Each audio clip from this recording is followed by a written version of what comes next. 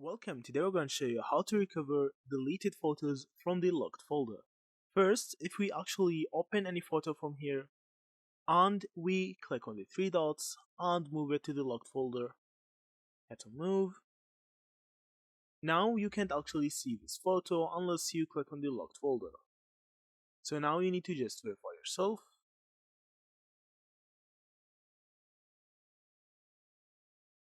And now you will see this photo from here. So, if I delete it permanently from here and hit on delete, so unfortunately, as you have seen, the delete is permanent and you can't actually recover anything is deleted from here. But if you delete it from the normal album, it will actually go to the trash, I'll see from here. That will be actually deleted or removed after 16 days from the delete.